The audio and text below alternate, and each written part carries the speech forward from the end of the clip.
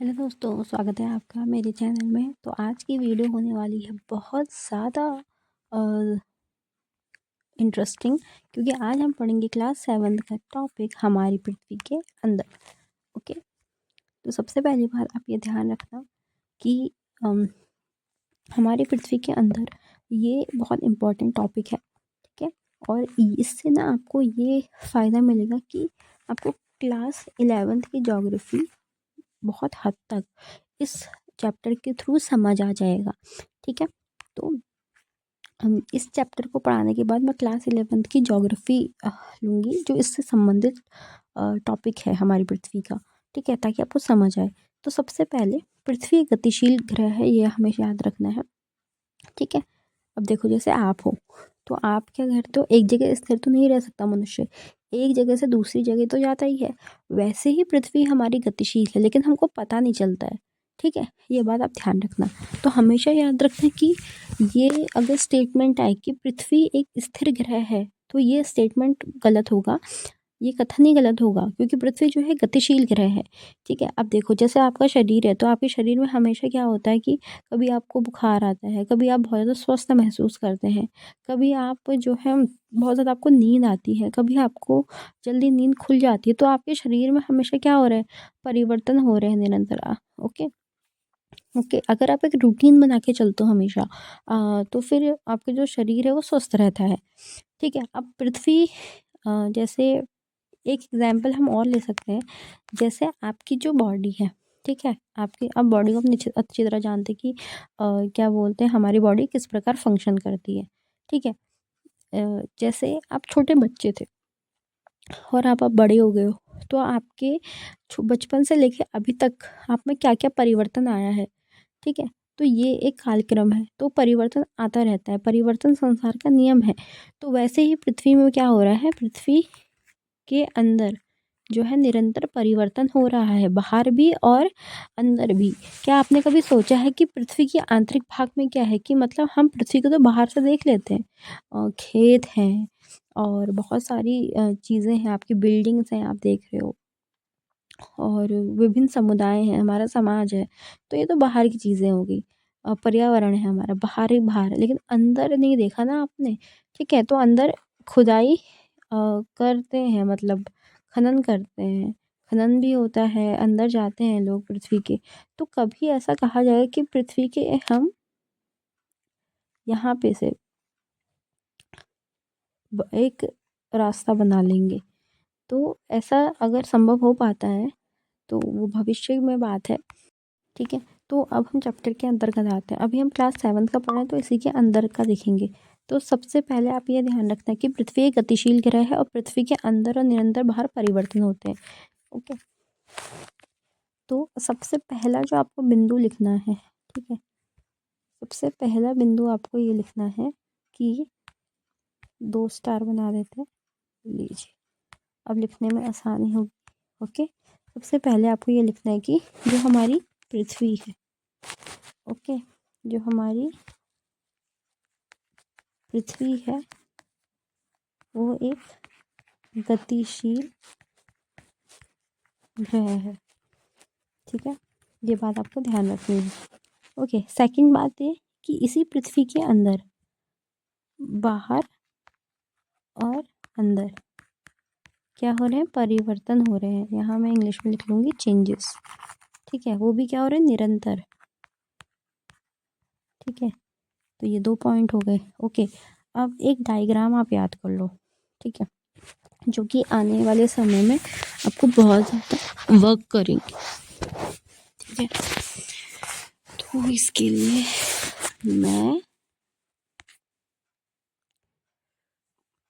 एक लाइन ले लेते हैं, ठीक है, चलो,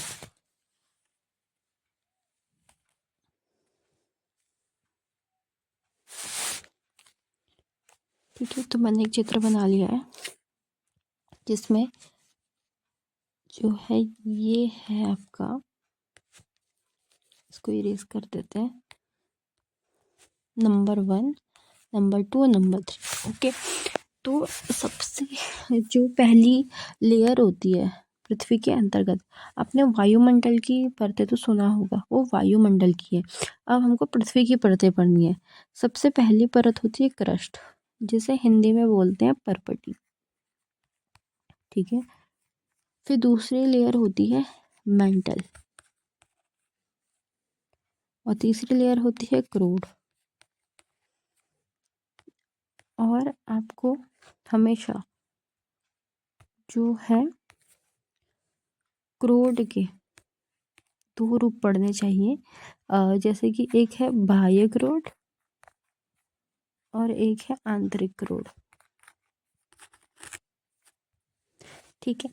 तो जो पृथ्वी के अंदर की लेयर है उसमें सबसे पहली लेयर है क्रस्ट, जिसे बोलते हैं परपटी। सेकंड लेयर है मेंटल और थर्ड लेयर है क्रूड। और क्रूड के टू टाइप्स है, बाह्य क्रूड और आंतरिक क्रूड। अब देखो, एक प्याज की तरह पृथ्वी की ऊपर की एक संकेंद्रित परतों से बनी पृथ्वी की सतह सबसे ऊपरी ऊपरी परत तो परपटी कहलाती है। ये देख लो, जो ये वाली पोर्शन है ना, ये पतली सी यहाँ पे से, ये वाली, ठीक है, ये इतनी पतली होती है और ये परपटी कहलाती है, ठीक है। तो जैसे कि आपको यहाँ पे एक चित्र दिख रहा होगा, ठीक है। इस चित्र में जो सबसे ऊपर का ये वाला पोर्शन है, बाहर का ये गोला दिख रहा है ना, जिससे मैं बना रही हूँ, ये है परपटी। क्या है? परपटी, ठीक है। ये यानी कि क्रस्ट। फिर इसके अंदर जहाँ हम रहते हैं वो कहलाता है स्थल मंडल, लिथोस्फेयर, ठीक है, जहाँ हम रहते हैं। फिर अंदर आ रहा है मेंटल, ये येलो वाला पोर्शन है मेंटल। फिर ये है क्रोड।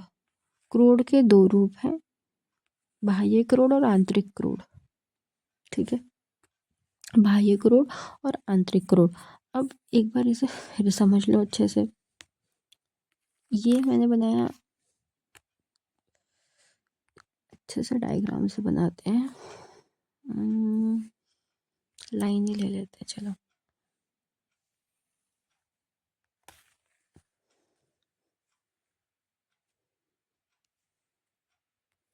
ठीक है,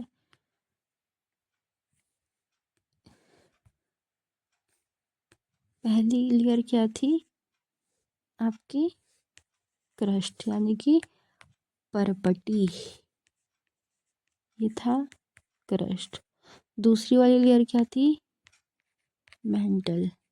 तीसरी वाली थी क्रोड। और क्रोड के भी दो रूप थे, बाह्य और आंतरिक,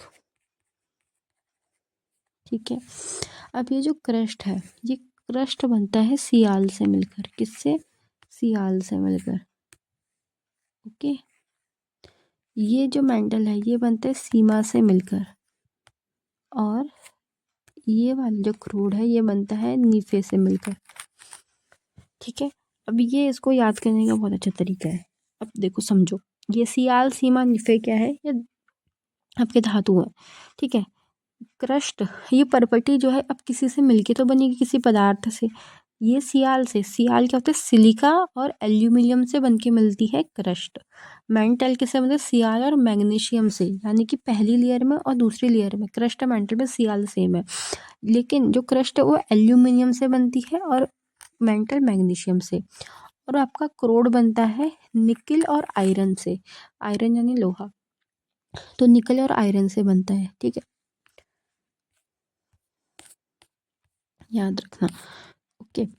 अब यहाँ पे जो सबसे पतली परत होती है वो परपटी ही होती है, यानी कि क्रस्ट, ठीक है। और यह महाद्वीपीय सहमति में 35 किलोमीटर है, समुद्री सतह में 5 किलोमीटर है। यानी महाद्वीप की बात, कॉन्टिनेंट की बात की 35 किलोमीटर, और समुद्र से बात की जाए तो 5 किलोमीटर तक ये क्या है, मतलब ये परत, परपटी। और महाद्वीपीय सहमति में मुख्य रूप से सिलिका और एल्यूमिनियम जैसे खनिजों से बनी है, ये खनिज है, ठीक है। इसीलिए इसे मैंने धातु बोल दिया था शायद, खनिज। और इसीलिए इसे सियाल तथा एल्यूमिनियम कहा जाता है। ये मैंने पढ़ा दिया, सिलिका निफे से बनके परपटी, ठीक। देखो, अगर परपटी लेंगे तो परपटी 1% ही है, मेंटल जो है आपके 84% मेंटल है और 15% आपका क्रोड है। ठीक है, 2900 किलोमीटर की गहराई में मेंटल मिलेगा और इसकी आंतरिक परत क्रोड कहलाती है, जिसकी त्रिज्या 3500 किलोमीटर है। यह मुख्यतः निकल और लोहे से बना है, ये भी बता दें चित्र के माध्यम से। ठीक है, पृथ्वी का आयतन का केवल 1% हिस्सा पर्पटी, 84% मेंटल, 15% क्रोड और पृथ्वी की त्रिज्या 6371 किलोमीटर है। अब देखो यहाँ समझो मेरी बात को। सबसे पहले इसे ये समझ लेते हैं, सबसे हमको फोकस वहीं करना है जो मैंने बताया। अब सी से क्रस्ट समझ लो, एम से मेंटल समझ लो और क्रोड समझ लो। ठीक है, C1 C2। ओके, जो आपका क्रस्ट है, ठीक है, जो आपका क्रस्ट है वो बना है आपका, जो परपटी है आपकी वो बहुत पतली परत है। ठीक है, सियाल से मिलके बना है और 1% है। और मेंटल आपका 84% हिस्से पे है पृथ्वी के आयतन में और सीमा से मिलके बना है, यानी कि सियाल और मैग्नीशियम। और ये है क्रोड और 15% है और ये निकेल और आयरन से मिलके बना है, नीफे से मिलके बना है। ठीक है, ये हमने पढ़ा। यह है महाद्वीपीय परपटी, जो चित्र में देखे महाद्वीपीय परपटी। फिर है महाद्वीप, ये रहा महाद्वीपीय परपटी ये वाला, और ये महाद्वीप है जो इसके ऊपर है। फिर यहाँ पे आएंगे हम, ये है महासागर और नीचे है इसकी महासागरीय परपटी। ठीक है, यानी यहाँ पे कहा जा रहा है कि ये रही आपकी महासागरीय परपटी, इसी के ऊपर महासागर है और फिर इसी के नीचे जो है ये पूरा ब्राउन वाला जो है परपटी है और फिर इसी के ऊपर पहाड़ वगैरह है जो कि महाद्वीप है। ठीक है, ये मैंने पढ़ाया। ओके, फिर आएंगे शैल एवं खनिज, जिसको हम अगले पार्ट में कवर करेंगे, जिसमें हम आग्नेय सेल, अवसादी सेल, कायांतरित सेल के बारे में पढ़ेंगे। ठीक है, तो हम एक जितना भी पढ़ा है उसका रिवीजन कर लेते हैं एक बार बहुत अच्छे से। हमने पढ़ा भाई क्रस्ट। क्रस्ट कैसा होता है, जिसको परपटी कहते हैं, 1% होता है पृथ्वी के आयतन का। ठीक है, पृथ्वी की त्रिज्या कितनी है, वह है 6371 NCERT के अनुसार। ठीक है, क्रस्ट 1% है। मेंटल, मेंटल कितना परसेंट है, 84% है पृथ्वी का आयतन का। और जो आपका क्रोड है वो है 15%।